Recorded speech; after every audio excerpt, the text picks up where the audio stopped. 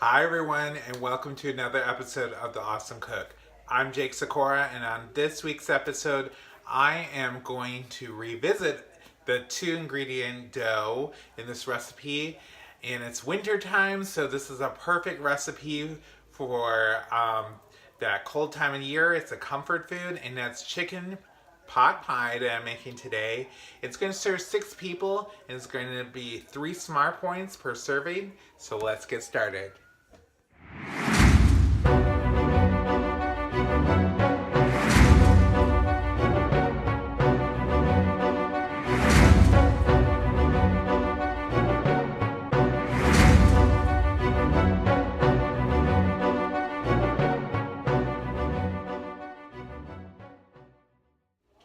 So here are the ingredients that you'll need for your chicken pot pie.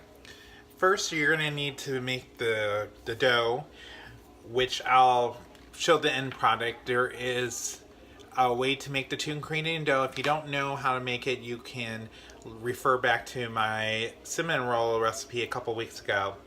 So you're going to need for the dough self-rising flour and Greek yogurt. You're going to use equal parts to it. So for me, I used a cup and a half of the self-rising flour and a cup and a half of the Greek non-fat yogurt.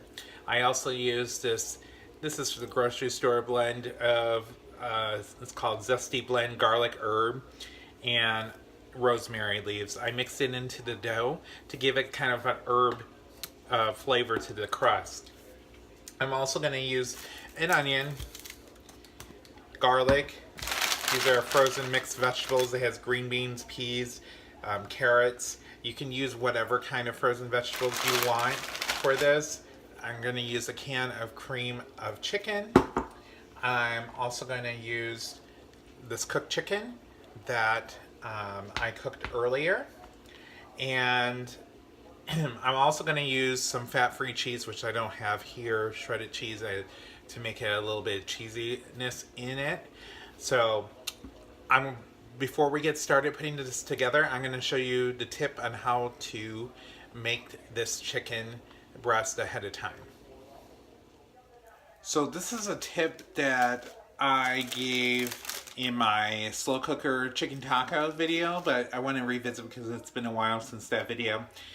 If you want to make cooked chicken breasts ahead of time, you can definitely do this method, or you can use leftover chicken. You can use the canned chicken breast, but this is the way to do it in the slow cooker. You don't have to do it the same day, but I'm doing it ahead of time the same day.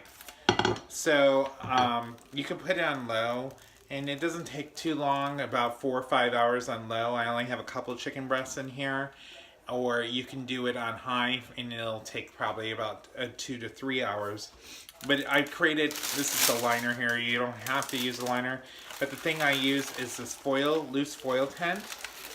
And let me actually take this off. Careful, because there is juices, which I did spill. Let me move this out of the way. So you can see the chicken breasts are here. I didn't season it. I didn't do anything. And perfect chicken breasts. I'm going to dice this up and we're going to use it to make chicken pot pie here in a little bit later. Okay, so basically making a chicken pot pie is fairly simple. You want to get some kind of casserole dish like, let me bring it up a little bit closer. Fix the focus. Like this size. You can see this is a Corningware dish. And I put the frozen mixed vegetables down here. I cut up the onion and I kind of cooked it down with a little bit of garlic and non-stick butter spray. And you don't have to grease this casserole dish. And you want to cook, if you're going to add onions, you want to cook it down because you don't want to have, even though it's going to cook in the pot pie, it's just gonna taste a lot better if you cook it ahead of time. Kind of gets rid of that bite from that. So you saw the tip on how to cook this chicken. So this is the chicken I cooked earlier in the day. Just plop it in there. Already we've added so much volume to this.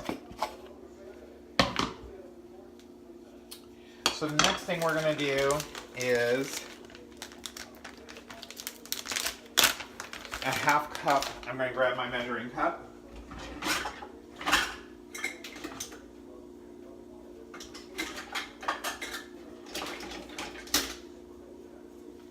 A half cup of the fat-free cheese.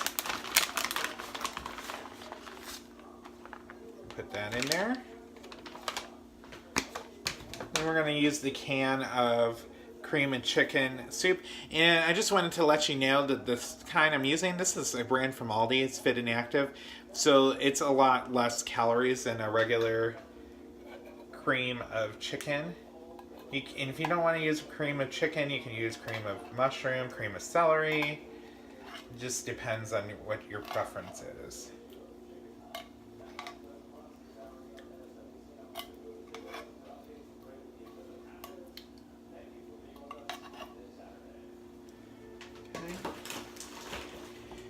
And then I want to continue on the creaminess, so I'm going to add a little bit, not that much, about half of that of the Greek yogurt. And this is kind of the substitute of milk or cream in a lot of the chicken pot pie. Whoops, I'm not paying attention. So I'm going to stir this together, and then I'm going to get the crust that's been sitting out here. I got out of the refrigerator. It's been in the refrigerator, so I let it get to room temperature and was rolling it out. And I'll come back when I'm ready to do the crust part. So I'm back. So I have the dough already set. And can I tell you that the smell from this herb dough that I made is amazing. The other thing I wanted to point out that I didn't show on camera was that I did season the inside filling with some salt and pepper and some seasoning salt besides the garlic that was in there. So I'm just letting it rest in here and then kind of folding over the excess. Just pinching it over.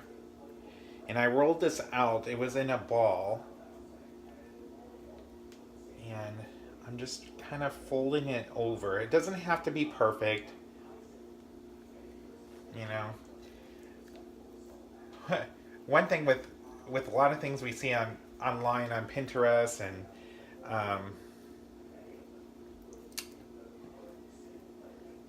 on the Food Network, I'm like, my everyday kitchen is not the Food Network or Martha Stewart. You know what I mean? So do your best to make it as nice and neat as you can.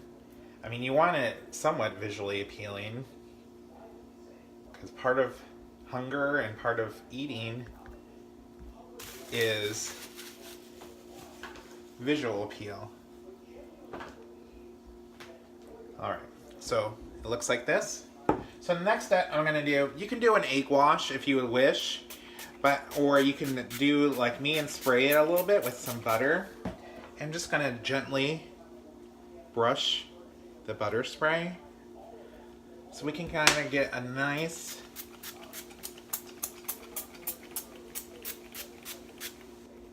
brown on this.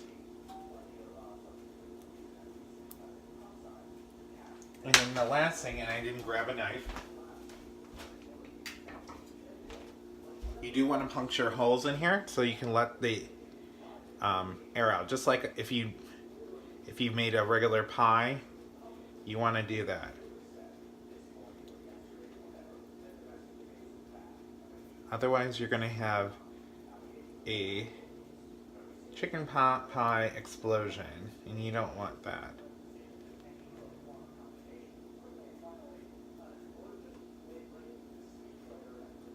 So when you make the slices, you kind of, a little bit, you don't have to do it that wide, pull the openings open a little bit. So now I'll tilt it so you can see a little bit. Let me get this crust together.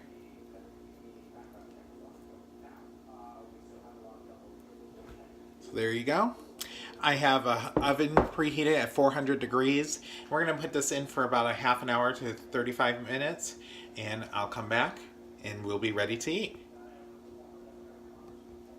So it's been about a half an hour, a little over half an hour. So this is the finished product. I'm gonna bring it up so you guys can see. Smells amazing, looks amazing, doesn't it? So I'm gonna dig into this and try it out. Alright guys, I'm back. Here it is. I just want to say briefly, because I didn't say that in the video when I took out the pot pie, I had to raise the temperature up to 500 degrees and put it in for another, between 10 or 15 minutes longer. The dough underneath wasn't cooked well enough, so I wanted to make sure it's cooked. So make sure before you eat it, you test it out and make sure that the dough is cooked thoroughly through there. So sometimes not everything's perfect in the kitchen, but you rather undercook something and you cook it longer than overcook something and burn it. Then you can't reverse it. So let's try it out.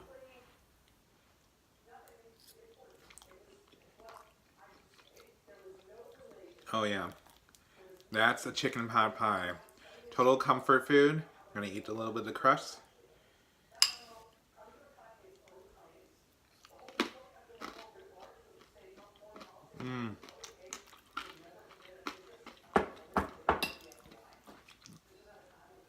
That's really good. And remember to serve 6 at 3 smart points per serving.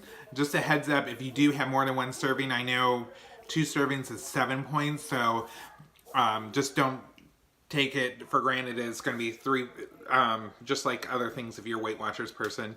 Sometimes more than one serving ups the point value, but still 3 servings for a sizable portion. And you can definitely have something else on the side like a salad or some other kind of veggies. So I hope you enjoy it. Hit that red subscribe button if you haven't already. Leave comments. I love comments. And if you're on Weight Watchers Connect, my screen name is J.A. Sakura 1981. That's J.A.S. as in Sam, I.K.O.R.A. 1981. Until next Monday, stay awesome, guys.